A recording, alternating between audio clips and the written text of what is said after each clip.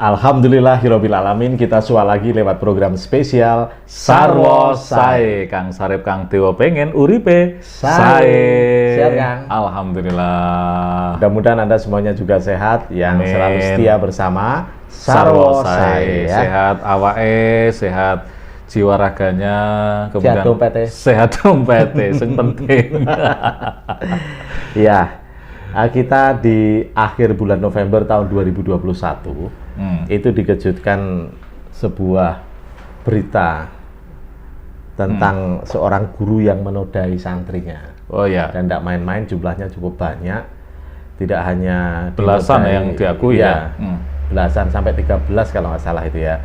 Itu bahkan ada yang sampai melahirkan. Dan yang bikin banyak orang geram itu setelah melahirkan, anak-anaknya itu, bayi-bayinya itu diakui sebagai anak yatim piatu, digunakan untuk mencari sumbangan ke pemerintah negara tercinta Indonesia. Jadiannya di Bandung, ya, di salah satu boarding school atau sekolah yang nginep. Iya, kan sekolah nginep itu ya. Iya. Pesawat itu boarding. Nginep pesawat. Nginep. Ini kalau dari pandangan saya, Kang, ya. Jadi si guru ini tidak bisa istilahnya ya mengakselerasi bahwa kita ini sebenarnya kan diberi kecerdasan oleh Allah. Ada 3 kecerdasan yang begitu kita lahir itu include, kayak kita beli handphone, include di dalamnya bisa digunakan untuk sosial media, ya, untuk WA, multitasking ya. Yaitu kecerdasan intelektual, emosional, sama spiritual. Dia tidak mampu mengakselerasi ini karena bisa jadi memang dia secara intelektual itu good, bagus. Ya, kemampuan intelektualnya cukup bagus. Tetapi di kecerdasan yang lain mungkin dia tidak mampu mengakselerasi sehingga jadi nilainya cukup rendah. Intelektual kok bagus? Maksudnya gimana? Ya bagus. Wong dia itu hitung-hitungannya pinter kok. Iki lek umpama bayine iki tak golekne bantuan iso entuk duit sakmene kena tak nyewa hotel kan hitung-hitungannya apik. Kecerdasan intelektual kan salah satunya adalah kemampuan kita berhitung matematis secara baik. Dan ada sebuah lembaga seperti yang sering kita sampaikan di MESEM itu. Ya. AQI itu menyampaikan bahwa kecerdasan intelektual itu hanya berperan 6 maksimal 20% membentuk orang itu bisa menjadi sukses. Kalau tidak diimbangi dengan kecerdasan yang lain, emosional dan spiritual, jadinya pincang. Iya. Jadi koruptor. Contohnya kita ada Hitler itu kan ya. Secara intelektual pinter Hitler juga. Pinter, bahkan nilai-nilai ilmu alamnya, ilmu pastinya itu mesti bagus di gitu atas ya. Rata-rata dia. Pertanyaannya apakah itu termasuk orang alim? Wah, itu jawabannya jelas. Nah, itu loh. Itu bukan orang alim. Itu bukan orang alim dalam pengertian berbudi pekerti yang baik. Nah, itu asi, orang yang maksiat gitu ya.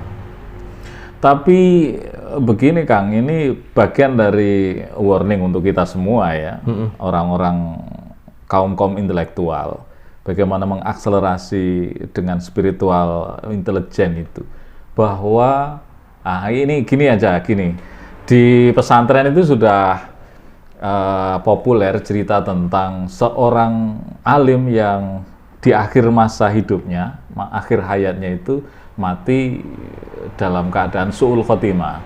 Namanya adalah Kiai Barseso. Oh iya, pernah dengar saya. Itu waktu dalam kitab Tambihul Ghafilin.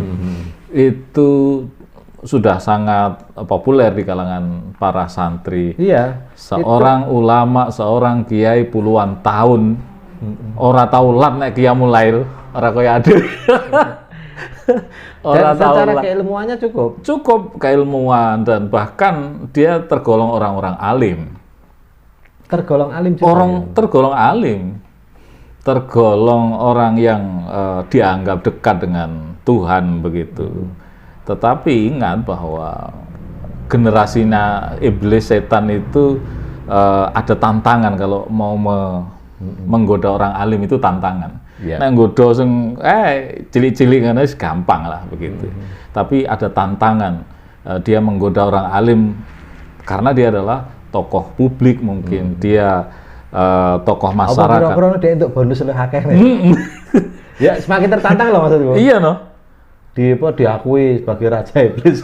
Iya mungkin grade-nya naik gitu. Naik pangkat.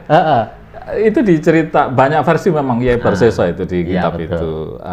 Dia alim ibadahnya kemudian digoda oleh setan. Dia nggak mau begitu ya, kamu setan kamu dan seterusnya. Terus kemudian digoda orang alim setan membo alim dan seterusnya. Akhirnya dia awal pintu masuknya melalui minum minuman keras ya, khamar.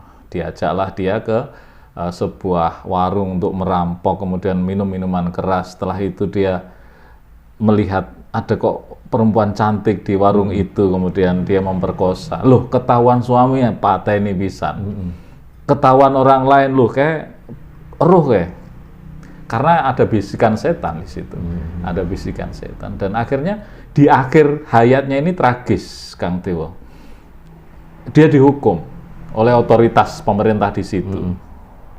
Dihukum dan ceritanya ada yang disalib, ada yang mau dihukum gantung begitu. Badannya diikat dan siap di tiang gantung. Intinya harus gak enak sing iso nulungi lah. Ora enak sing iso nulungi. Lah setane iki wis bisik lagi ke dia, ya toh. Pangeranmu Tuhanmu tidak mau mampu toh menolongmu. Kondisimu begini. Kamu akhir hayatmu hidupmu sudah di ujung tanduk begitu. Terus akhirnya ada tawaran, aku iso nulungi ya.